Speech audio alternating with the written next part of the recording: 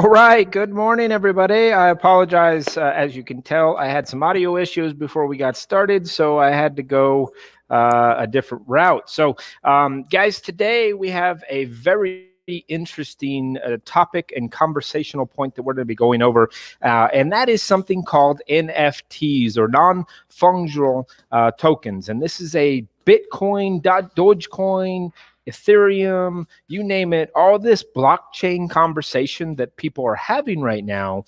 Well, what does that mean? Yeah, people are playing on Robinhood and all these other sites to make money with all this movement of one way or another, what Elon's saying, what all these other people in the public are saying. But what does that actually mean when it comes to real estate? Well, that's the conversation that I want to have today, is what does it actually relate to when we go down to the details of how it relates to real estate? Because here's the conversation that's being had a lot lately, is what will be the equation of blockchain and all these other details to build out in the conversation about transference of tangible property. Because right now it's all in a digital method, right? So we have digital currency that is currently going out there. Well, now it comes down to, okay, we have digital currency. Now, how do we put that into a tangible asset, such as a piece of real estate? So we're going to go over a few of those details. And please bear with me. Like I said, we had a little bit of a headache when it came down to our audio right before. So hopefully you guys are getting good audio out there. If not, if somebody can post it in the comment, I would love to hear, to make sure that I can just go easy. So Wallace brings up that NFTs are unique, like an autographed baseball card, a piece of merchandise from a celeb that cannot be reproduced. Bitcoins are fungible. Okay, so let's put that into category of what actually happens. And I apologize if you'll notice, I made my background green by mistake, and my green screen took over. So please excuse technical difficulties today. It's always comical when we deal with technical difficulties. All right. So what is an NFT? A digital contract. That's really what it comes down to. It's a transference of property based on the digital basis, a digital contract in detail. It transfers ownership, but it does this by taking in some of the basics of that particular piece of property. Okay. So we're going to talk about this in the art world in a second, but basically it's taking the ownership right of that property. Think of a title policy, and it allows that title policy, or whatever it considers, that NFT, to be transferred from party to party. And what happens when that transference happens is that people now have the ownership transferred to them. Now, a lot of this is done with blockchain. A lot of it is done through the digital world. But at the end of the day, what it allows for is the ability to actually connect this new and fun and interesting and profitable avenue into the real estate or tangible method. So it has unique details that are a form of decentralized certification. So rather than filing all your documents at the county, this is now filing all those documents into a digital hard drive, a digital file that now can be transferred. But it has to be verified through blockchain. Now, we'll get into the ramifications of what that verification means in a minute, but it operates on places like blockchain, like Bitcoin, Ethereum, Dogecoin. NFTs are really centralized around Ethereum right now. So what does that exactly mean? Well, a non-fungible token, all right, is data added to a file that creates a unique signature, and it can be an image file, a song, a tweet, a text, posted on a website, a physical item. Now, that has not been really explored yet, but it can be a physical item, and then other various digital concepts. So the founder of Twitter just recently sold off his first tweet in a NFT. And I'll get over some of the details of what that means in value, because you're going to be surprised by how that actually comes into play.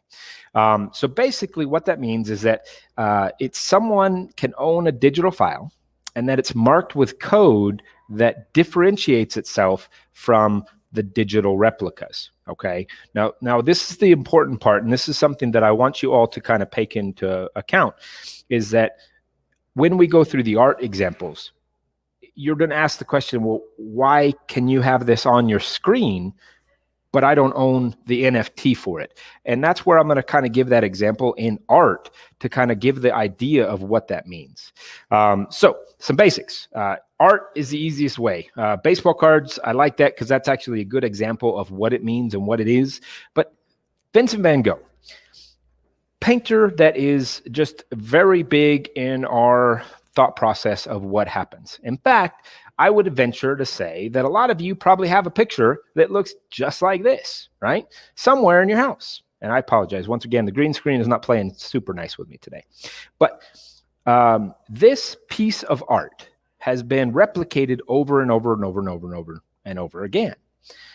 But here's how you want to think about it. This piece of art is sold to one individual, or it hasn't been sold, but it has an estimated value. So when it's sold to a person, that person doesn't receive a compensation for the prints that are pulled off of this. Let's use an example of any art heist movie that you've ever seen, okay? So an art heist movie, they always say, well, I want to see the edges, because the edges oftentimes are hidden behind a frame. So that can differentiate from a print or a replica and the actual product. Now, this is where NFTs can token into that tangible property, that real estate, if you will, because we're selling the unique version, whereas everything else would be a counterfeit version. And that's where blockchain comes into play to verify that ownership. So this piece of art, right? When Van Gogh paints this initially, it's worthless. It's worth just what he had involved in it. But over time, it becomes worth money. Okay, to the tune today that it is worth in the reference of about, give or take, $1 billion. That's the estimated value of this property right now. Okay, so $1 billion that it's worth today. Okay, so if it's worth $1 billion today, when Vincent van Gogh drew it or painted it, it was worthless to anybody but him, or to the person that maybe he painted it for. But today it's worth $1 billion. But like I said, you buy it for $1 billion, you're receiving no compensation for anybody that's printing it off. Okay, they're just printing it off and selling the product. That's kind of how you have to think of an NFT, because what you're going to come into is this category, right? So that's worth $1 billion today. Well, what about digital art, right? So this is where it comes interesting. So if I told you that digital art, something that could possibly sell for $600,000, okay? $600,000, that's pretty substantial. And this is a new form of art. So digital form of art. So this is the digital form of art, all right? Yeah, that's right. It's a Pop-Tart kitten with rainbow sparkles, okay? That is worth $600,000 in the digital art space. Now, if you'll notice, right now, I actually have that. And now I don't know how to get off my digital art here. I actually have that in my file, okay? So this is worth, and of course my other screen is not going to work. So that is worth a total of $600,000. Now the question is, if that's worth $600,000, and hopefully my technology works here, and it's not going to, oh man. All right, let's see if I can figure out how to make this move here. Oh. See what happens with digital art? All right, so now, oh no, it's not going to work. Basically, let me go into the next part. So the next one that I'm talking about today is actually, that was worth $600,000. The next one is worth $69 million. All right. So I'm going to show you this because you got to see what it is to understand why this is a little crazy. Okay. So I'm going to show it to you real quick and just kind of give you an idea of what $69 million looks like. Okay. So I'm going to type in 69 million. NFT, it's actually the first pop-up search. And this particular property right here, this piece of art just recently sold for $69 million at a Christie's auction. Now, prior, until October, the most that this particular artist, his name is Beeble, the most this artist had sold for was $100. So he went from $100 to $69 million. Okay, so $69 million that this particular piece of art sells for. Now, why am I going over an art example I'm going to go over kind of the idea of what this means. Okay.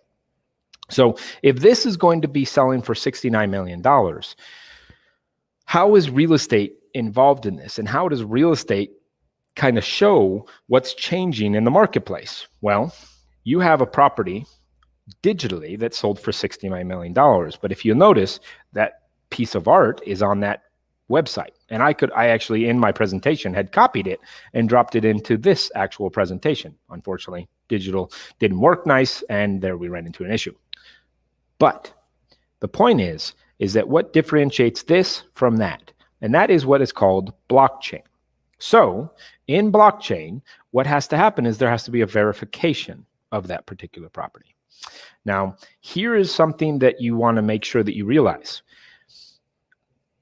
To actually verify that particular property, okay, so that $69 million property, to verify its tangible asset to be able to be sold, that property, to verify its certifications and all that stuff, required blockchain. The power required, and power, when I mean power, I mean physical electricity, to verify that particular piece of property is estimated to be about 15 kilowatt hours. Now, 15 kilowatt hours is pretty substantial in the grand scheme of things. That is a lot of power to actually accomplish that task. So you have to think about what is going to be the ramifications on the digital aspect, but also on the power grid to verify these types of things. A lot of people don't realize that, but when you're dealing with digital currency and blockchain, you are actually using up a lot of power and a lot of energy, a lot of carbon footprint, if you will, to establish these things. But the benefit is the transference of that property, the verification of it was very fast, very rapid. And that is where the benefit comes into real estate and the conversation about why this may become a token of real estate. So why do realtors need to actually know what's going on? Or why do they need to have an idea? Because you have people like Elon Musk, you have people like Gary Vaynerchuk, they're all talking about this right now. And because they're talking about it, people are exploring and putting out options on how they can actually bring this into real estate. So the concept is basically stretching out and bringing out the title companies in the equation, and now having a digital file, a certifiable file that they can drop into the equation to actually manage the sale of this real estate. So us as real estate agents, do we have any place in this environment? The answer is probably, because Christie's, as I mentioned, was the auction house for that property that sold for $69 million. Christie's received a commission off that, just like we would receive off of selling property. So real estate agents are still involved. It's the title companies that are going to have a little bit of a questionable involvement in this, because the digital certification is stamped by that thing that has to be verified through blockchain. So rather than having to do a title search, now you're wrapping yourself into possibly doing it through a digital certification through blockchain. Now, a lot of these terms, guys, write these down, because these are things you kind of need to explore. And I would love to basically bring all that detail out, but I'm trying to keep this to about 15 minutes, so I can't get all over all of it. What I'm going to say is this, is you need to explore it, because it's going to be something that's going to be relevant. And Brian Wallace is kind of bringing up those things, so for Bitcoin, more so, although lots of renewable energy is used to mine Bitcoin, Wallace loves his Bitcoin, loves his general idea of all those things, and I love it too, guys. It's a new avenue for a lot of avenues of benefit for people. It has some tax benefits. It has a lot of things going for it. I'm just simply saying, as real estate agents, we need to kind of manage it. We need to kind of keep an eye out on it, because, guys, this is already being talked about at the state level of conversation when it comes to title companies and so on and so forth. So if we don't have an idea about it, we will look really silly when a client is bringing it up to us. So how does it have to get into play? Well, somebody has to go through the process of actually starting to move this stuff. There is actually conversation of a lot of tangible products actually selling this month through NFTs. So that will be kind of the entry point for what will maybe happen in real estate. Now, what's going to be interesting is how the politicians take into account these things, because the verification through public records has been the identifier of what most mortgage companies want to have as far as identification of property.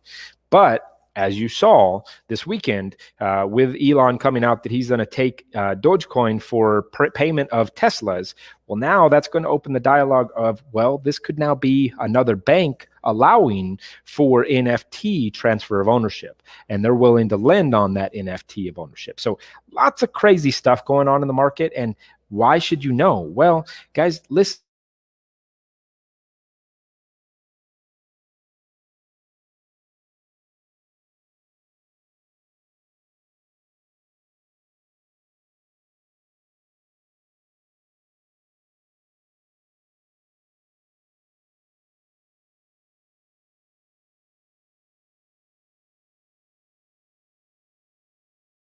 All right, you don't want to be, and that says for Blockbuster or Kodak. You don't want to be a Blockbuster or Kodak, right? That just doesn't help anybody. If you're a Blockbuster or Kodak, you're going to lead yourself down a pipeline of being left behind when everybody else is moving forward. This is kind of like the conversation that people, Andrew always talks about the fact that a lot of people at the board want to bring back MongoFax. Guys, MongoFax is never coming back. All right, we're away from that. Same thing here. These are things that you have to kind of work through and have a conversation about today, because guess what? It's going to be something that is going to be relevant come very soon. So please, guys, don't just leave it on the bandwagon. Make sure you ask the questions. Make sure you have the conversation today, and just kind of keep on token with it. Guys, we're about 17 minutes. I know I threw a lot at you, and you're asking yourself, what does this mean? Simple Google search. What is a NFT? Then second Google search, how does NFT affect real estate? There's actually some really good articles out right now that are having the conversation of what does that translate into as we move forward. Guys, this is something that is on the horizon. And I want everybody that's listening right now to be understanding that this is on the horizon, because if you don't watch it, if you don't keep up with it, we're going to be left behind. And I don't want anybody that's at least taking the moment to listen to this to be left behind. You want to stay strong in your real estate knowledge. And now this is one of those things. On Inman, when you see things pop on Inman a couple times, you need to start paying attention to it. This has been on Inman pretty prevalent as of the last couple weeks, because it is a topic of conversation in a lot of circles that are at very high level. Okay, so make sure you're paying attention to it, because lenders are going to be the next conversational point of which lenders will actually allow for this to take place.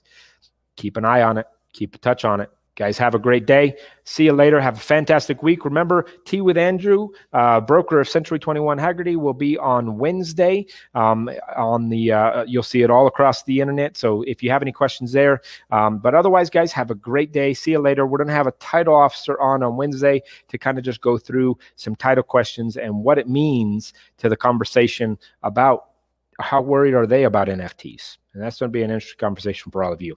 Guys, have a great day. See you later. See ya.